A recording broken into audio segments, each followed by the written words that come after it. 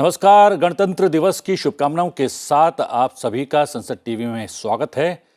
कोविड-19 की मौजूदा स्थिति से जुड़ी तमाम जानकारी लेकर हम एक बार फिर से हाजिर हैं कोरोना अपडेट के साथ, जिसमें हम आपको बताएंगे कि कोरोना को लेकर देश दुनिया की क्या है ताज़ा परिस्थिति। साथ ही हम अपने विशेषज्ञ मेहमानों से समझेंगे कि वर्तमान हालातों में कोरोना के नए वेरिएंट से आप अपने परिवार का और अस्पतालों में भर्ती मरीजों का बचाव कैसे कर सकते हैं, कैसे सतर्क और स्वस्थ रह सकते हैं। तो आइए शुरुआत करते हैं कोरोना अपडेट की।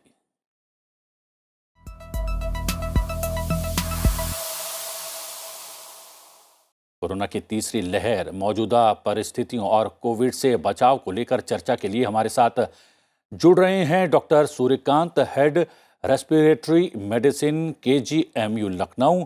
डॉक्टर सूर्यकांत, आपका स्वागत है। साथ ही हमारे साथ डॉक्टर नीतीश नायक भी हैं, प्रोफेसर हृदय रोग हैं, एम्स से जुड़े हुए हैं। डॉक्टर नीतीश नायक, आपका भी बहुत बहुत स्वागत है। चर्चा शुरू करें। आप दोनों विशेषज्ञों से एक अपडेट ले लेते हैं और आंकड़े देख लेते हैं कि क्या कुछ हो रहा है कोरोना की इस तीसरी लहर में। बात कोरोना अपडेट की करें तो पिछले 24 घंटों में देश में 2,85,000 नए संक्रमित मरीज मिले हैं। चिंता की बात यह है कि पिछले 4 दिन में नए मामलों में गिरावट के बाद बीते दिन नए संक्रमितों की संख्या में इजाफा हुआ है। नए संक्रमितों के मामलों में 27,000 की बढ़ोतरी हुई है। हालांकि एक अच्छी बात भी है और वो ये है कि बीते 24 घंटों में देश में 2,99,000 मरीज स्वस्थ भी हुए हैं। सबसे ज्यादा प्रभावित राज्यों की बात करें तो 5 राज्यों में केरल है, कर्नाटक है, महाराष्ट्र है, तमिलनाडु है और गुजरात भी इसमें शामिल है। केरल में नए केस में तेजी आई है। मंगलवार को यहां 55,475 नए मरीज मिले हैं। केरल की स्वास्थ्य मंत्री वीना जॉर्ज की बात माने तो उनका कहना है कि राज्य में स्थिति नियंत्रण में है और पैनिक होने की कोई बात नहीं है, क्योंकि यहां अस्पताल पहुंचने वाले मरीजों की संख्या काफी कम है। कर्नाटक में मंगलवार को 41,400 नए संक्रमित मिले हैं और महाराष्ट्र में 33,914 नए संक्रमित मरीज सामने आए हैं। वहीं दिल्ली के मुख्यमंत्री ने कहा है कि राजधानी में जल्द ही कोरोना प्रतिबंधों को हटाया जाएगा। दिल्ली में 100% लोगों को पहला डोज दिया जा चुका है, जबकि 82% लोग दूसरी डोज भी ले चुके हैं। जी हां, 2 विशेषज्ञ मेहमान हैं और एक मोटा जो है रिएक्शन आपसे लेंगे डॉक्टर सूर्यकांत और डॉक्टर नीतीश नायक। उसके बाद आप जिन क्षेत्रों के विशेषज्ञ हैं उनसे संबंधित विषयों को भी जानने की कोशिश करेंगे इस तीसरी लहर के दौरान।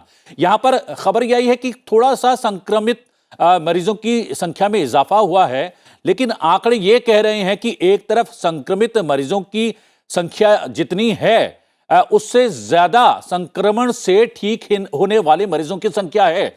तो क्या ये अच्छा साइन नजर आ रहा है आप दोनों को? जी शर्मा जी, बिल्कुल आप सही कह रहे हैं।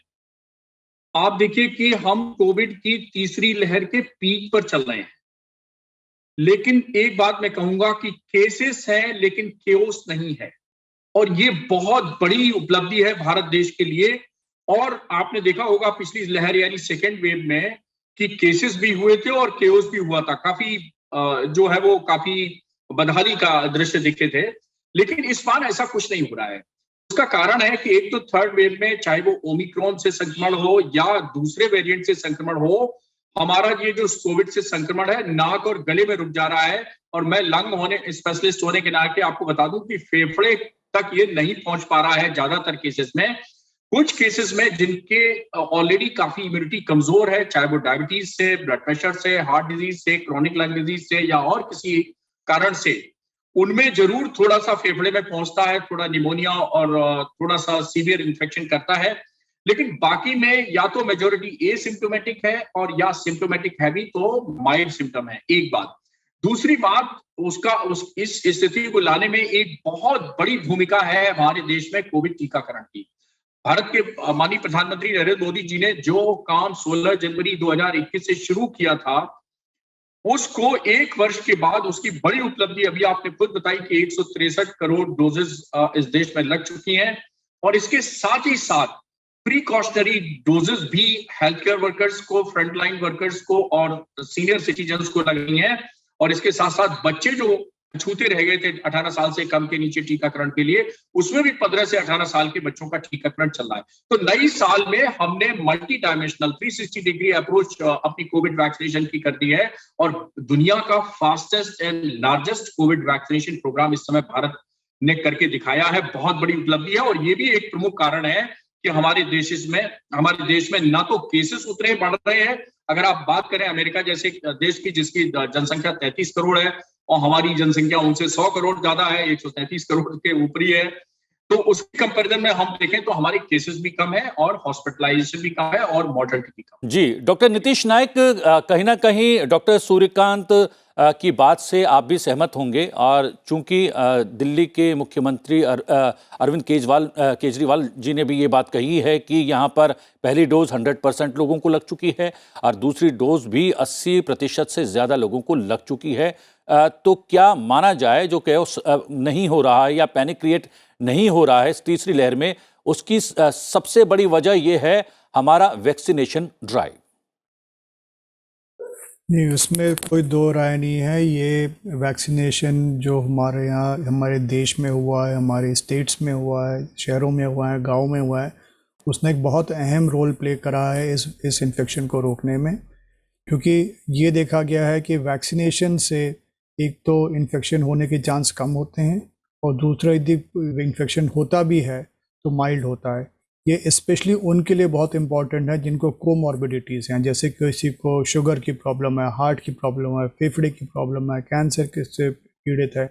इन सब मरीजों के लिए ये बहुत अहम है कि इनको वैक्सीन मिला जाए, बिकॉज ओमिक्रॉन ऑल्दो बोला जाता माइल्ड इन्फेक्शन है, ऐसे मरीजों में वो सीवियर इन्फेक्शन कर सकता है। और अभी कई स्टडीज़ आई हैं जिन्होंने देखा है कि जिन पेशेंट्स को जिन लोगों को वैक्सीन मिल चुका है उनको ये जो कोरोना वायरस का इन्फेक्शन माइल्ड होता है। जी, और एक दूसरी वजह ये भी है कि ओमिक्रॉन जो इन्फेक्शन है वो फॉर्चुनेटली ऑल्दो इन्फेक्शियस ज़्यादा है, पर वो एक सिवियर इन्फेक्शन जैसे साइटोकाइन स्टॉर्म जैसे हमने डेल्टा वायरस के साथ देखा था, जैसे ऑक्सीजन की रिक्वायरमेंट हो रही थी, वो भी नहीं हो रहा है। तो ये एक अच्छी चीज़ है जिससे ये इस कोरोना जो पैंडमिक है ये हो सकता है आगे जाके कंट्रोल हो जाए और ये हम इस जो डिफ़िकल्ट फेज से पिछले 2 साल से गुजर रहे हैं, हो सकता है पैंडमिक आगे ज़्यादा कंट्रोल में। जी, अभी हमने आंकड़े लिए हैं देश के, अब दुनिया की बात कर लेते हैं। तो दुनिया में कोरोना का खौफ लगातार बना हुआ है। मंगलवार को दुनिया भर में 31.37 लाख नए मरीज मिले हैं। नए संक्रमितों के मामले में अब फ्रांस नंबर 1 पर आ गया है। मंगलवार को फ्रांस में 5.01 लाख नए संक्रमित मरीज मिले हैं। 3.52 लाख नए मरीजों के साथ अमेरिका नंबर 2 पर है और 2.83 लाख नए केसेस के साथ भारत तीसरे नंबर पर है। वहीं दूसरी और अपने नागरिकों को बूस्टर डोज लगा चुके ब्रिटेन ने विदेशी पर्यटकों को बड़ी राहत देने का फैसला किया है। 11 फरवरी 2022 से ब्रिटेन आने वाले वैक्सीनेटेड लोगों को कोई टेस्ट नहीं कराना पड़ेगा। उन्हें सिर्फ एक पैसेंजर लोकेटर फॉर्म भरना होगा। हालांकि जिन लोगों ने वैक्सीन नहीं लगवाई है उन्हें प्री डिपार्चर टेस्ट और ब्रिटेन पहुंचने पर आरटी-पीसीआर टेस्ट अवश्य करवाना होगा। हम बात कर लेते हैं जिनके आप विशेषज्ञ हैं, डॉक्टर सूर्यकांत और डॉक्टर नीतीश नाइक। डॉक्टर सूर्यकांत, आप जिस क्षेत्र के विशेषज्ञ हैं वो श्वसन यानी कि सांस से संबंधित है और हमने देखा पहली लहर के दौरान और दूसरी लहर के दौरान सांस से संबंधित परेशानी, पेचीदगियां काफी बढ़ गई थी कोरोना संक्रमितों में। इस बार यानी कि तीसरी लहर में क्या स्थिति है? देखिए, मैं आपको बता दूं कि बिल्कुल सही कहा आपने, मैं सांस रोग विशेषज्ञ हूं, यानी कि लंग का स्पेशलिस्ट हूं और लंग की और हार्ट की भी, जैसा डॉक्टर साहब साथ में है, इन दो बड़े वाइटल ऑर्गन की बड़ी भूमिका है किसी भी बीमारी में। और मैं आपको बता दूं कि सेकेंड वेव में खास तौर पर फेफड़ा बहुत ही प्राइम टारगेट था जितनी भी सीवियर कोविड इलनेस हुई थी। यानी डेल्टा वेरिएंट के कारण जो सबसे ज्यादा अंग प्रभावित हुआ वो फेफड़ा ही था। जितनी ज्यादा मॉर्टलिटी हुई, मृत्यु हुई, वो भी फेफड़े के कॉम्प्लिकेशन, निमोनिया या एक्यूट जो रेस्पिरेटरी डिस्ट्रेस सिंड्रोम है उसके कारण हुई। तो ये ARDS हो, चाहे वो आपका निमोनिया हो, या इवन बाद में आप देखिए पोस्ट कोविड जो प्रॉब्लम हुई, उसमें पोस्ट कोविड पल्मोनरी फाइब्रोसिस, वो भी एक बहुत बड़ी प्रॉब्लम हुई। लेकिन सौभाग्य की बात ये है कि इस बार अगर हम देखें इस वेव में, तो फेफड़ा काफी सुरक्षित है, हृदय भी काफी सुरक्षित है, और दूसरे वाइटल ऑर्गन्स की भी प्रॉब्लम आई थी सेकेंड वेव में, जैसे कि ब्रेन भी इन्वॉल्व हुआ था, किडनी भी इन्वॉल्व हुई थी, लिवर भी इन्वॉल्व हुआ था। ये बहुत सारे वाइटल ऑर्गन होते हैं, और ये 5 वाइटल ऑर्गन बहुत इंपॉर्टेंट है, जिसमें लंग और हार्ट तो प्रमोट है ही, और जो ईश्वर ने देखिए एक साथ रखे हैं, 2 फेफड़ों के बीच में हार्ट रखा है, और इसकी महत्ता समझ में आ जाती है कि लंग्स भी बहुत इंपॉर्टेंट है, हार्ट भी बहुत इंपॉर्टेंट है, और ब्रेन देखिए वो है जो है एक कवर में रखा है, यानी स्कल में रखा है। तो इस तरह के किडनी है जो वो भी पेट में रखी है, लिवर है, ये 5 ऑर्गन बड़े वाइटल ऑर्गन है, और इन्हीं के कारण वाइटलिटी बनती है। और थर्ड वेव में ये 5 काफी कम अफेक्टेड हो रहे हैं, और फेफड़ा खास तौर पर। और एक चीज बस ये है कि जैसा डॉक्टर साहब ने बताया, नाइक साहब ने, कि यहाँ पर ये केसेस बहुत बढ़ रहे हैं, एक्सपोनेंशियली ग्रोथ हुई है। आप देखिए, मैं आपको बता दूं उत्तर प्रदेश का छोटा उदाहरण, कि 25 दिसंबर को केवल 25 केस थे उत्तर प्रदेश में, और जैसे ही साल खत्म हुई और ये केसेस जो है वो 31 दिसंबर आते आते, यानी एक हफ्ते के अंदर ये 25 से 250 हो गए, यानी 10 गुना बढ़ गए। इसी तरह पूरे देश में हुआ। तो केसेस बढ़ रहे हैं, लेकिन गंभीर रोगी नहीं आ रहे हैं। हमारे किंग जॉर्ज मेडिकल यूनिवर्सिटी, जिसमें मैं रेस्पिरेटरी मेडिसिन का हेड हूं, वहां समझिए 1100 बेड का कोविड हॉस्पिटल हम लोगों ने सेकेंड वेव में तैयार किया था। और जब सेकेंड वेव में इंचार्ज था मैं कोविड हॉस्पिटल का, तो आप सोचिए कि दिन रात हम लोग परेशान रहते थे कि कब ऑक्सीजन खत्म हो जाएगी, कब बेड की क्राइसिस हो जाएगी, कब हमारे डॉक्टर्स इतने ज्यादा पॉजिटिव हो गए थे। वो आप सोचिए, डेंटल वाले डॉक्टर्स से भी हमने ड्यूटी लगानी पड़ी, उनसे भी ड्यूटी करानी पड़ी। तो बहुत ज्यादा क्राइसिस का मामला था, ऐसा कोई दिख नहीं रहा है। आज 1100 बेड में हमारा 90% से ज्यादा अस्पताल खाली पड़ा हुआ है, और कोविड की बेड्स की इस समय पूरे देश में और उत्तर प्रदेश में कहीं भी कोई समस्या नहीं है।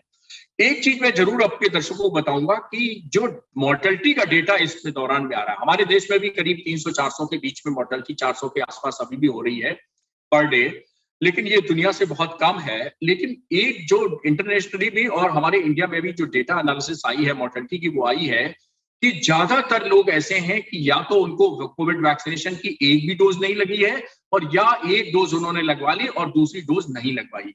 तो मेरा आपके दर्शकों से विनम्र निवेदन, हाथ जोड़कर निवेदन है कि ऐसे लोग जिन्होंने अभी भी कोविड की वैक्सीन नहीं लगवाई है, वो कृपया लगवा लें, और ऐसे लोग जिन्होंने एक लगवा के लापरवाही कर दी है, दूसरी डोज नहीं लगवा ली है, वो दूसरी डोज लगवा दें। और ऐसे सीनियर सिटीजन, 60 साल से ऊपर के बुजुर्ग, उनको प्रिकॉशनरी डोज लगवाई जा रही है। जिनको सेकेंड डोज लगवा के 9 महीना हो गया है, वो कृपया ये थर्ड डोज, बूस्टर डोज या प्रिकॉशनरी डोज, कुछ भी कह लीजिए, वो लगवा लें। और हाँ, आपके घर में अगर 15 से 18 साल के बच्चे के हैं, तो उनका फटाफट वैक्सीनेशन करवा दीजिए, क्योंकि अगले महीने से तो 12 से 15 साल के बच्चों का भी वैक्सीनेशन आने वाला है। डॉक्टर साहब ने, डॉक्टर सूर्यकांत ने जिसका जिक्र किया है, उसका आंकड़ा भी मैं बता देता हूं कि जिन लोगों ने एक भी डोज नहीं लगवाई है, ऐसे 73% लोग ही तीसरी लहर में संक्रमित हो रहे हैं, और जिसने एक डोज लगवाया है, दूसरी डोज नहीं लगवाई है, ऐसे तकरीबन 23% लोग तीसरी लहर में संक्रमित हो रहे हैं। यानी रक्षा कवच बनकर ये वैक्सीनेशन हमारे लिए सामने आया है। और जैसे डॉक्टर साहब कह रहे हैं कि आपने अगर वैक्सीन नहीं लगवाया है तो जल्दी जाएं सेंटर पर और वैक्सीनेट हो जाएं, ये आपको सुरक्षा कवच प्रदान करेगा। और दूसरी बात डॉक्टर साहब ने ये भी कही है कि जो तरुणों को, यानी कि 15 से 18 वर्ष के तरुणों को जो वैक्सीनेट किया जा रहा है, उसमें बहुत सारे अभिभावक रिएक्शन का इंतजार कर रहे हैं कि कुछ गड़बड़ तो नहीं होने वाला है। अब काफ़ी समय गुजर चुका, अगर आप इंतजार कर रहे हैं तो वो इंतजार भी खत्म हो चुका है। अब आप अपने नज़दीक के वैक्सीनेशन सेंटर में जाएं और अपने बच्चे को ज़रूर टीका लगवाएं। डॉक्टर नीतीश नायक, यहाँ पर बात चल रही थी कि किस तरह के श्वसन प्रक्रिया को पहले और दूसरी डोज में प्रभावित किया था या डैमेज किया था। उसी तरीके से डॉक्टर सूर्यकांत ने भी इस बात का जिक्र किया है कि इस बार जो है लंग्स पर उतना ज़्यादा प्रभाव नहीं पड़ रहा है संक्रमण का। हार्ट की, यानी कि हमारे हृदय की स्थिति इस तीसरी लहर में क्या है, और क्या कुछ कहना चाहेंगे तमाम लोगों को? तो ये बिल्कुल सही कहा डॉक्टर साहब ने, डॉक्टर सूर्यकांत ने, कि जो ये ओमिक्रॉन की जो वेव आई है, ये जो तीसरी लहर जो चल रही है, इस लहर में जो हार्ट पे और लंग पे उतना इन्फेक्शन हावी नहीं हुआ है जितनी दूसरी लहर में हुआ था, जो डेल्टा वेरिएंट था। तो इसके कारण हमें सीरियस पेशेंट्स कम मिल रहे हैं और जनरली माइल्ड इलनेस हो रही है, और घर में होम आइसोलेशन और सेल्फ केयर, सेल्फ मॉनिटरिंग से ही पेशेंट अपने आप ठीक हो रहे हैं। इसलिए एक बहुत इम्पॉर्टेंट चीज़ है कि जो दूसरे फेज़ में और थर्ड वे में जो डिफरेंस है, इसमें इलाज में काफ़ी अंतर आया है। बिकॉज आपने देखा होगा जब दूसरी फेज़ चल रही थी, एक गलत भावना भी से हो गई थी कि सबको रेमडेसिविर लगवाना है, सबको ऐसे स्टेरॉयड देना है, सबको घर में जाके वो स्प्रेज लेने हैं। वो इस वेव में बिल्कुल ज़रूरत नहीं है। कई लोगों को एंटीबायोटिक दी गई थी, कई दवाइयाँ दी गई थी, जैसे आइवरमेक्टिन दी गई थी। वो हम देख रहे हैं कि कई बार इस वेव में भी जिन फिजिशियंस को, डॉक्टर्स को पूरी नॉलेज नहीं है, वो इस वेव में भी हमारे पेशेंट्स को वैसा ही इलाज कर रहे हैं। तो मैं अपने मेडिकल फ्रेटर्निटी और हमारे दर्शकों को बताना चाहूँगा, क्या इन सब चीज़ों में इस लहर में ज़रूरत नहीं है। मेजॉरिटी ऑफ पेशेंट में बहुत माइल्ड और सिंपल सा फ्लू जैसा इन्फेक्शन हो रहा है, उसमें केवल पैरासीटामोल जैसी दवाई जो बुखार को कम करे, और जैसे कोई खांसी की दवाई है, उससे ही हमारे 99% आई वुड से पेशेंट ऐसे ही ठीक हो रहे हैं। एंटीबायोटिक्स लेने की बिल्कुल आवश्यकता नहीं है। बाकी जो दवाई जो पहले की थी, जैसे आइवरमेक्टिन, वो सब की भी इस बार कोई विशेष ज़रूरत नहीं पड़ रही है, और ना ही कोई स्टेरॉइड्स देना। ये बहुत इम्पॉर्टेंट है कि इस बार स्टेरॉइड्स का यूज़ ना किया जाए, क्योंकि कई लोगों को जैसे लगा कि पहली वेव में मेरे को इन्फेक्शन हुआ था, अब मैं उस समय मैंने स्टेरॉइड्स लिए थे, भी मैं स्टेरॉइड्स ले लूँ। ये बिल्कुल लेने की ज़रूरत नहीं है, बिकॉज इस बार वो जो साइटोकाइन स्टॉर्म और जो सीवियर इन्फेक्शन जो डेल्टा ने किया था, वो ओमिक्रॉन बिल्कुल नहीं कर रहा। एक होम आइसोलेशन में मेजॉरिटी लोग ठीक हो रहे हैं। कई लोग बार बार अपना टेस्ट करा रहे हैं फीवर होने के बाद, के मतलब एक हफ्ता हो गया, मैं फिर से टेस्ट करा लूँ। ये सब टेस्टिंग की अब ज़रूरत नहीं है। तो ये इसने हमारे मिनिस्ट्री ने, हेल्थ विभाग ने पूरी गाइडलाइंस निकाली हैं, और मैं चाहूँगा कि हमारे दर्शक, हमारे डॉक्टर्स, मेडिकल फ्रेटर्निटी सब इसका जरूर ध्यान दें। जी डॉक्टर सूर्यकांत, यहाँ पर ये एक अभी तक की स्थिति थोड़ी सी संतोषजनक है, जैसा आपने भी बताया और डॉक्टर नीतीश नाइक ने भी बताया। लेकिन माना यह जा रहा है कि ये वेरिएंट कभी भी अपना रूप बदल सकता है और कभी भी खतरनाक रूप भी धारण कर सकता है। तो इसलिए किस तरीके की सतर्कता की अभी भी आवश्यकता है हम लोगों को?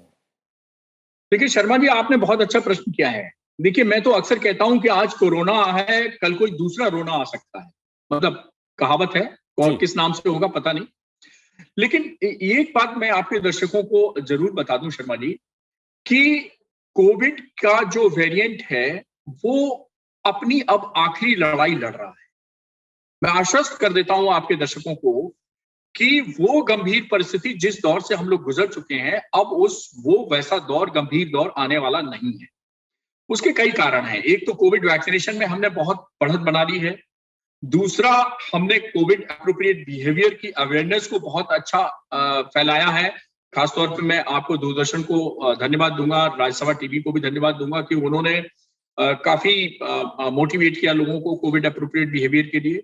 और ये कोविड एप्रोप्रिएट बिहेवियर आपको बहुत मायने में एक तरह से, जब वैक्सीन नहीं थी तब भी प्रोटेक्शन दे रहा था और अब भी प्रोटेक्शन दे रहा था, अभी प्रोटेक्शन दे रहा है। लेकिन अभी कोविड समाप्त नहीं हुआ है।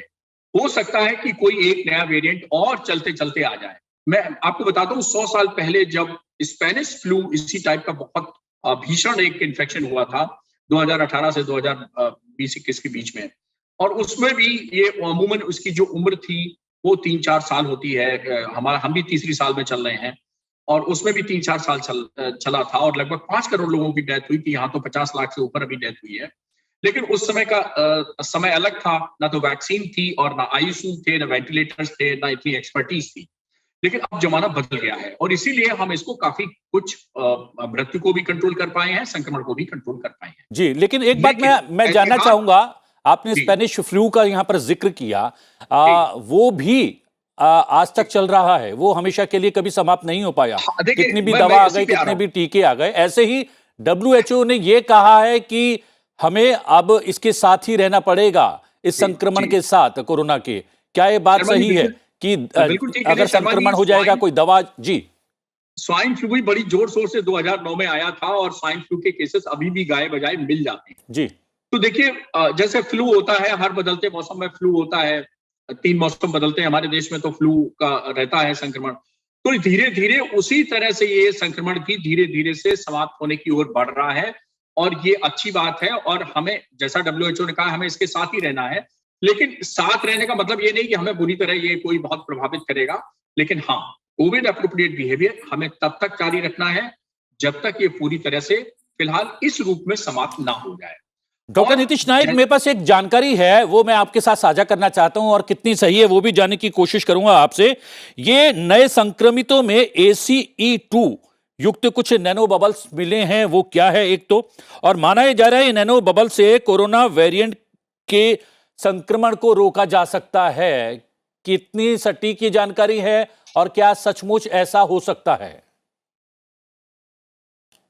ये जो देखिए, जैसे ये नई नई चीज़ें आ रही हैं, ये डिस्कवरीज हो रही हैं कि कौन से बबल्स ये ACE2 के बबल्स हैं या जो बाकी इनके जो वेरिएशंस आते हैं, कि ये कैसे हमारे कंट्रोल में, कैसे इलाज में, कैसे टारगेटिंग करी जा सकती है। ये एक इवॉल्विंग साइंस है।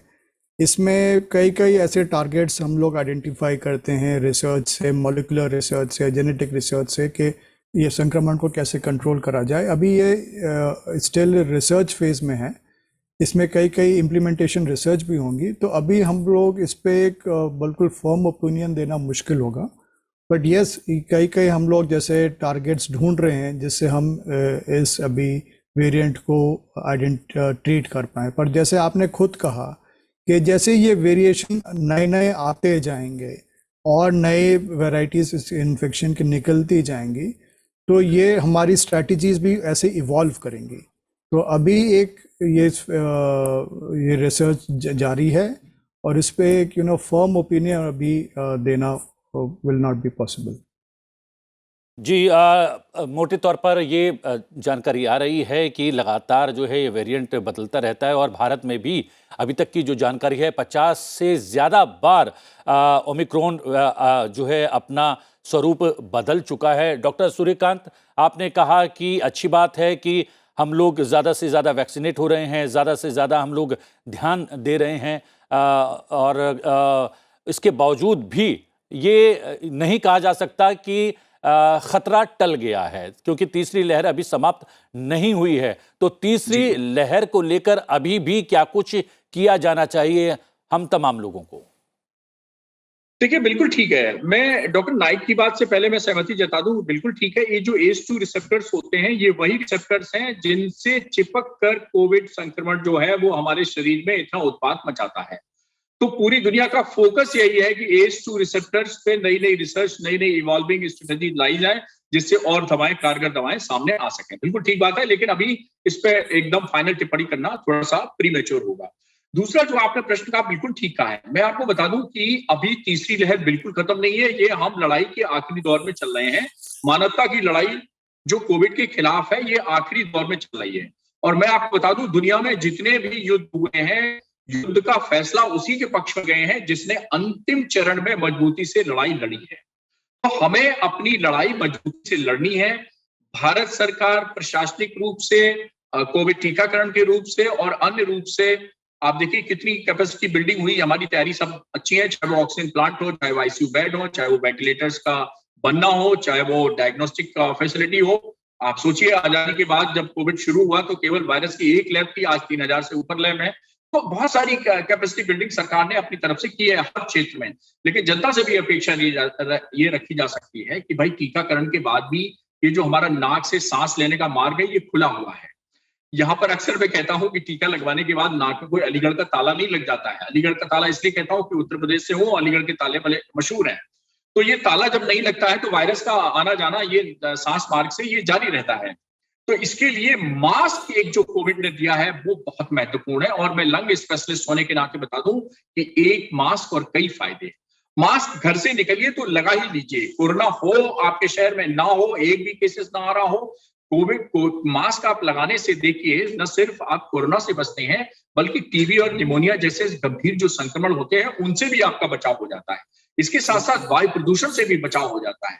तो जैसे आपको घर से बाहर निकलते ही अगर आप टू व्हीलर चलाते हैं, हेलमेट लगाने की आदत है, आप फोर व्हीलर चलाते हैं तो आपको सीट बेल्ट लगाने की आदत है, आप घर से बाहर निकलते हैं, जेब में वॉलेट रखते हैं, रुमाल रखते हैं, कंघा रखते हैं, पर्स रखते हैं, बहुत सारी चीजें रखते हैं, चश्मा रखते हैं, लगाते हैं, तो ये सब चीजें एक्सेसरीज हैं। आप इसको मास्क को भी एक एक्सेसरीज अपने जीवन में शामिल कर लीजिए और बहुत सी बीमारियों से आगे भी बचे रहेंगे और कोविड से तो बचे ही बचे रहेंगे। तो इसलिए हमें ये सब अभी भी जारी रखना है और मैं इसलिए कहूंगा कि मास्क जो एक हथियार दे दिया है, प्रोटेक्टिव इक्विपमेंट हमें दे दिया है कोरोना ने, इसको हमें भूलना नहीं है।